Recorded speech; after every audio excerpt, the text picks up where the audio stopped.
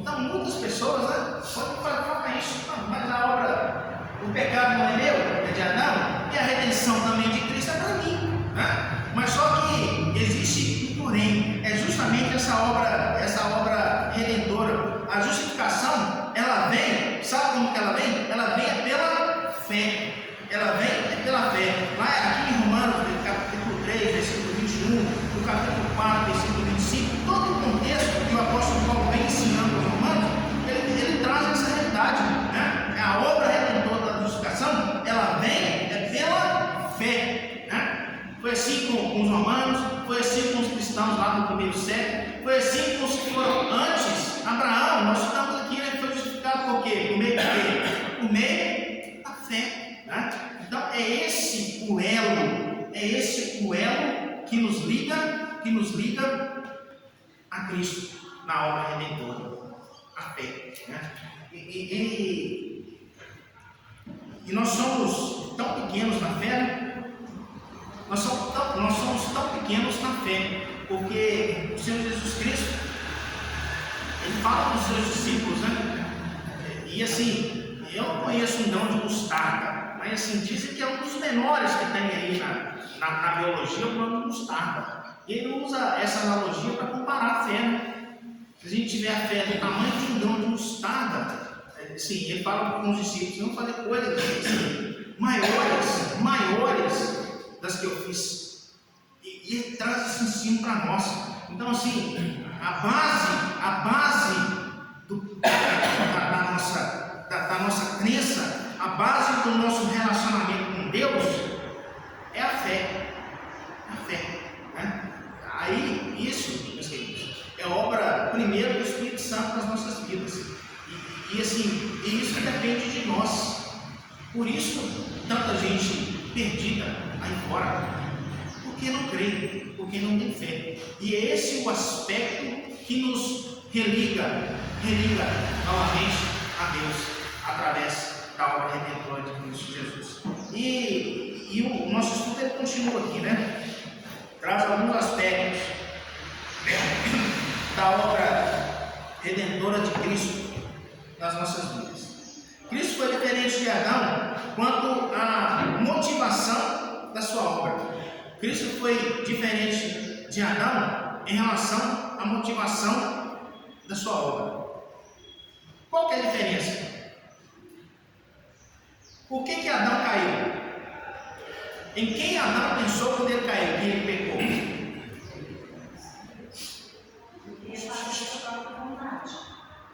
Ele queria fazer a própria vontade. Ele pensava nele, exclusivamente nele. Não é essa a verdade? Eu acho interessante, hein? Que o fruto que Adão comeu, assim, é da árvore do conhecimento. Não é isso?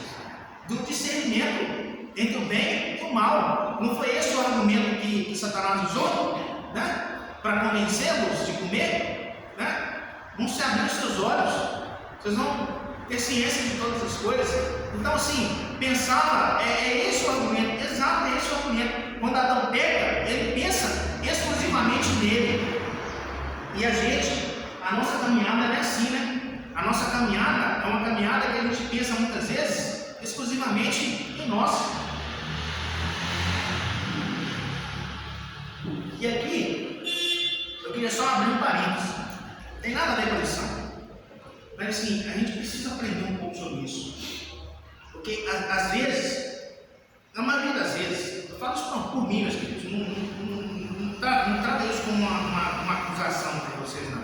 A gente pensa muito na gente, né? São os meus planos, são os meus projetos, no máximo assim, para a minha família, né? No máximo. E a gente não tem essa visão de coletivo, né? De fazer diferença na vida de outras pessoas. A gente não tem. Isso é da nossa natureza, é da minha natureza, é da nossa natureza. A gente não pensar no nosso próximo. O Senhor Jesus, quando ele é instado a falar sobre a lei, ele fala assim: amar a Deus e amar o próximo. E muitas vezes, nós nos esquecemos do nosso próximo, né? Aqui no ambiente religioso, a gente pensa muito em Deus, faz muitas coisas para Deus, mas a gente, às vezes, esquece do nosso próximo. Porque assim, tem gente do nosso lado condenado, e assim, pensar no próximo é isso também. Tem gente do nosso lado condenado à eternidade no inferno. Já pensaram nisso? Tem a responsabilidade nossa, sabe qual que é? Anunciar esse evangelho de redenção às pessoas. Mas a gente não pensa muito nisso, né? A gente não pensa, isso é da nossa natureza. A gente precisa pensar. Outro dia eu vi não foi nem um testemunho, porque assim, foi uma palestra, digamos assim, um judeu ele falando, e me trouxe essa reflexão, porque o judeu, ele tem essa consciência de povo, a consciência de povo. Um judeu faz parte do povo judeu, onde quer que eles estejam, né? Principalmente eles tiveram essa questão da diáspora, né? Várias vezes tiveram que sair lá da terra deles, né? Tiveram que buscar. Então eles têm essa consciência de povo. E assim, eu até comentei isso aqui, né? Achei engraçado, né? Se preocupa um com o outro, né? Nós, muitas vezes, a gente não tem essa preocupação. E isso a gente leva isso para todos os nossos aspectos religioso, do nosso aspecto de trabalho, né? Muitas vezes a gente pensa, eu estou aqui para cumprir minhas 8 horas, eu não quero nem saber, né? Olha só que papel egoísta da nossa parte, né? Então, sim, a gente precisa trazer um pouco dessa realidade, que nós somos povo, e nós vamos aprender isso, né? A palavra de Deus vai falar com a gente, né? Aqueles que estão sofrendo, você tem que sofrer junto com eles, chorar, você chora, estão se alegrando, você vai se alegrar junto com eles, e algumas vezes, né? Isso não é para nós não, é lá fora. Quando a gente está alegre, muitas vezes as pessoas estão aqui, zangadas, iradas com a nossa alegria, muitas vezes, né?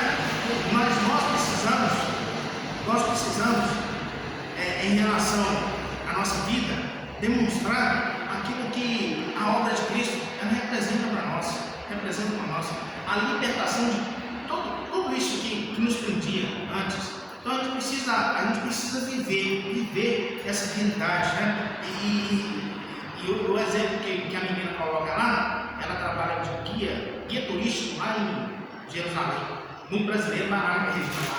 Aí ela estava falando que, deve ter acontecido isso aqui, o pai dela foi lá para visitar ela, ele estava comprando no supermercado uma manteiga, né? Lá no supermercado, lá em Israel. E chegou uma senhora que nunca tinha visto, ele tinha colocado uma, ela pegou do carrinho dele, colocou de novo lá na gôndola, pegou outra e falou assim: essa aqui é mais saudável, essa aqui é melhor, né? Então, assim, não é por intromissão, mas por preocupação com a vida do próximo. Assim, é um exemplo, é um ato simples, mas que assim, a gente precisa entender isso, faz parte. Aquilo que a gente faz, né, com um vizinho nosso, com um colega de trabalho, tem consequências para o reino de Deus. Então a gente precisa ter essa consciência. O Zé Vicente pediu ali para falar. Por favor, Zé. Presbítero, sabe quando essas pessoas mudam de opinião, as pessoas têm visão e não coletividade, quando elas verdadeiramente precisarem do ser humano, elas deixam o animal. Quero dizer rápido aqui. Fica à vontade. Certa vez, um amigo meu, irmão do amigo meu lá de Nova Zelândia, até ser legal, por exemplo, ele estava com o carro aqui na roda d'água. Ele ficou 2 dias embaixo. Aqui socorreu, estava passando na empresa. Entendeu? Não machucou muito, mas travou lá para ele, não conseguia sair. Eu vendi. Agora eu vou falar de mim. Eu, por 2 vezes, passei mal de vendi. Não é na saúde, só fez faltar uma conversão. Mas mesmo assim, o último foi vendi. O pastor já foi comigo, foi vindo da viagem que eu fiz agora. Eu passei na estrada lá, passei na estrada. Comecei a desmaiar. Se não fosse o pastor mais a graça, 2 seres humanos, eu estava bem lascado. Eu queria ver as pessoas me ajudavam, teria. Ou seja, esses seres humanos. Certa vez, não foi outro exemplo, questão financeira. Eu estava fazendo prova da Ordem de Advogado do Brasil, a primeira etapa. Aquela foi outro problema, eu não consigo concentrar. Fazendo prova, e aí eu puxei dinheiro na carteira, mas não consigo passar para se alimentar. Aí o que aconteceu? Eu tinha um parente meu, eu tinha advogado de Itaúna, falei com ele que eu estava bem, estava precisando alimentar, e ele levou lá na sala dos advogados, lá dentro na Universidade de Itaúna, e ele me devolveu. Ou seja, o dinheiro que estava na carteira não valia de nada.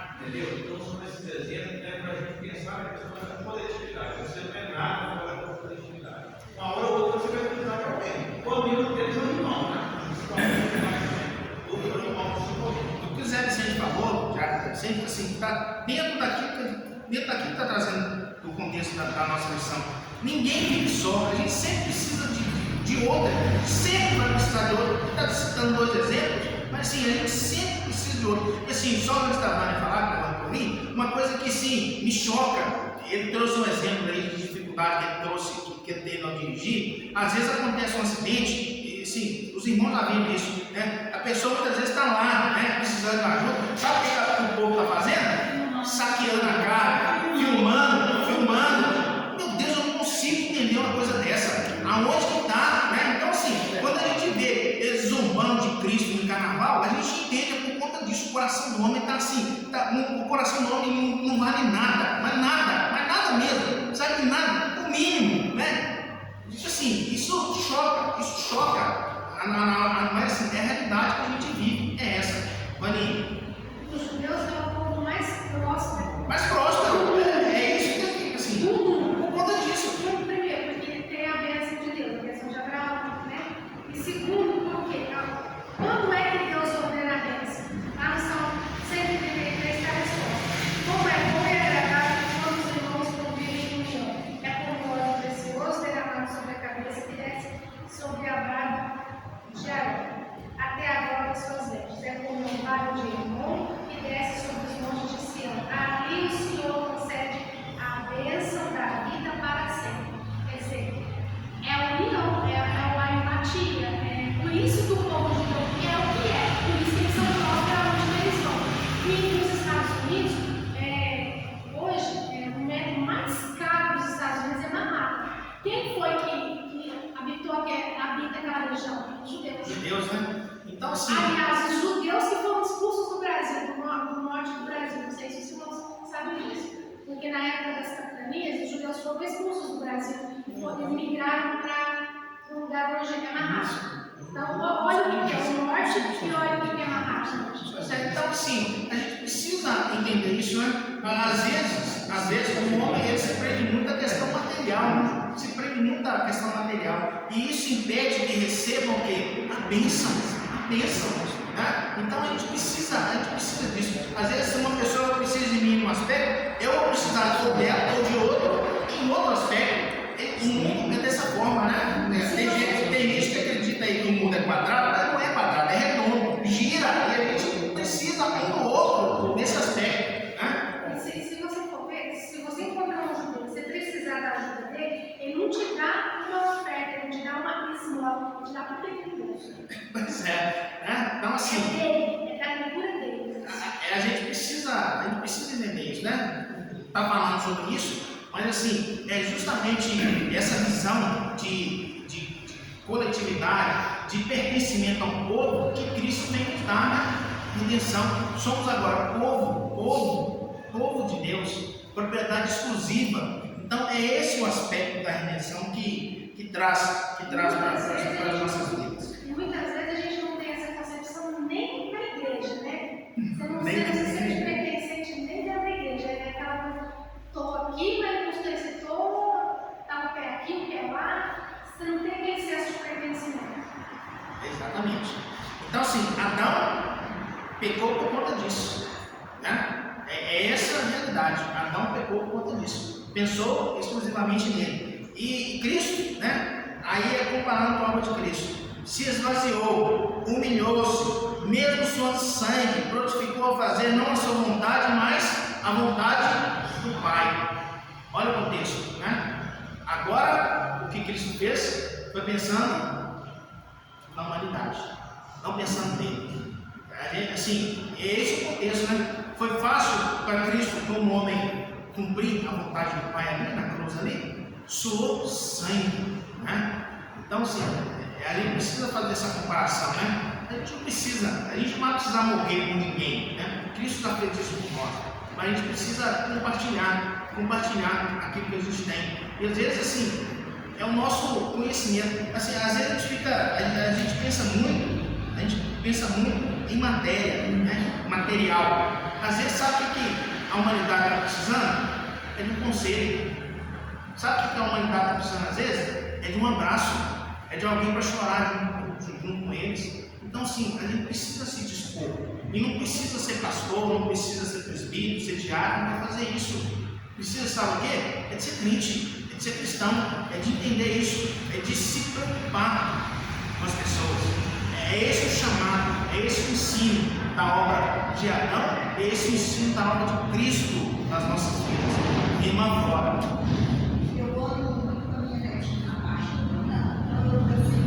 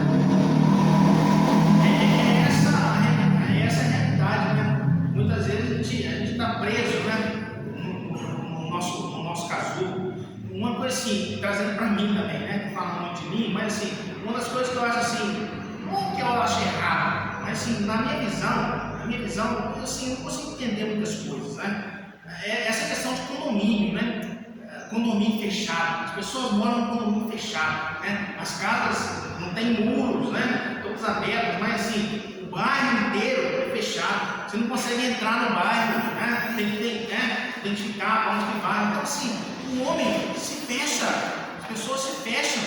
Tem um documentário que mostra isso no condomínio desse aí lá de São Paulo, que fica do lado de uma favela, assim, um do lado do outro, mostra a realidade. Então, assim, são realidades de pessoas tão próximas, mas tão diferentes. Então, assim, a gente precisa, assim, é esse o aspecto que a irmã trouxe. Assim, será que a gente não tem nada para oferecer? Às vezes é um conselho, às vezes é um abraço. É isso que a gente precisa se dispor, de enxergarmos como povo, e quando um sofre, o outro sofre também, tá? Então, é esse o argumento. Então, assim, é essa a realidade de Adão, que, assim, nós herdamos. Infelizmente, nós herdamos o egoísmo, o de pensar em nós exclusivamente. Mas o texto caminha, né? Essa dicotomia. Então, Cristo, né, foi diferente de Adão quanto aos efeitos imediatos de sua obra. Bastou a transgressão de Adão para precipitar toda a raça humana da queda e da condenação. Então, assim, é essa a consequência, né, da obra de Adão. Precipitou toda a humanidade, né, do pecado, condenação, transgressão. A força da graça, agora comparando a obra de Cristo, a força da graça em ação superou a força da sentença de condenação. É isso? Versículo 20. Onde abundou o pecado, superabundou a graça. Então, da mesma forma que nós somos condenados em Adão, nós somos absolvidos, recepcionados em Cristo. E essa força muito maior do que a força da condenação. E o último aspecto da obra, dessa comparação da obra de Cristo e de Adão, é que Cristo foi diferente de Adão quanto aos resultados finais da sua obra. Então, é justamente sobre isso, né? Adão trouxe morte, Cristo trouxe a vida. As consequências são essas: o reinado da morte versus o reinado da vida. Então, assim, a consequência de tudo isso, né, foi essa disparidade da obra de Adão e da obra do segundo Adão, de Cristo. E o apóstolo Paulo, no versículo 20 e 21, ele conclui, né, o triunfo da graça sobre o pecado. A graça, ela triunfou, ela venceu, né? O triunfo da graça sobre o pecado. Então, ele traz três verdades aí a respeito disso aí. Em primeiro lugar, a graça, ela é maior do que o pecado. onde abundou o pecado, superabundou a graça. Em terceiro lugar, a graça, ela desbarata o reinado do pecado. Então, onde há a graça, o pecado mais não tem efeito. Significa que não há mais pecado? Sim, mas o pecado não tem mais efeito, está anulado, está cancelado. E por último, ele traz aqui que a graça não apenas anula a sentença de morte, mas ela dá ao homem a vida eterna. Não apenas anula a condenação, a sentença de morte, mas ela dá ao homem a vida eterna. Então, são esses os aspectos que são trazidos para nós nesse texto. Depois, você vai ler na sua casa aí, mais tempo, se não fez, se não leu, e tem muitos outros aspectos para a gente poder aprender e estudar esse texto. Mas o principal é esse: a obra de Adão nas nossas vidas, a obra de Cristo nas nossas vidas, sabendo que a obra do Senhor Jesus Cristo é muito maior do que a obra de Adão. É essa a conclusão que é trazida para nós nesse texto, essa verdade, essa realidade. E agora, aqui para nós, trazer isso para as nossas vidas, para a nossa realidade e viver de acordo com aquilo que a palavra de Deus nos ensina. De maneira para a gente concluir, é o último. E Cristo já venceu o último. Então, só uma colaboração aqui, diante de tudo que foi falado, uma das coisas que eu tenho observado, tenho tentado, pela misericórdia de Deus, colocar em prática, falando assim, nessa questão de olharmos para Cristo, né? E nós falamos sempre de sermos seus imitadores. Vocês tinham um filho, eu já comentei aqui, me chamou muita atenção, isso ficou gravado no meu coração. E quando fizermos todas essas coisas que foram faladas aqui, lembrarmos que estamos fazendo e tomarmos o cuidado de não anularmos a autoridade da palavra de Deus. Por exemplo, eu tenho ajudado algumas pessoas pela misericórdia de Deus, e um agora recentemente me perguntou, até conhecido nosso, perguntou: nossa, pastor, por que o senhor é desse jeito? Por que o senhor faz desse jeito? Eu poderia dizer assim, que eu gosto de ajudar. Seria uma boa resposta, não é? Mas eu disse: não, porque Cristo faz isso. Porque Cristo mandou eu fazer isso. Porque aí eu vou mostrar para pessoas que eu estou fazendo, não porque eu sou bom, mas como obediente à palavra de Deus. E com isso eu vou conseguir fazer o bem. A Bíblia me ensina, se eu sei o que fazer e não faço, eu estou pecando, e eu vou conseguir mostrar para essa pessoa que eu não vou anular a autoridade da palavra de Deus na minha vida. É um cuidado que eu vou fazer isso, fazer aquilo, beleza. Mas por que você está fazendo?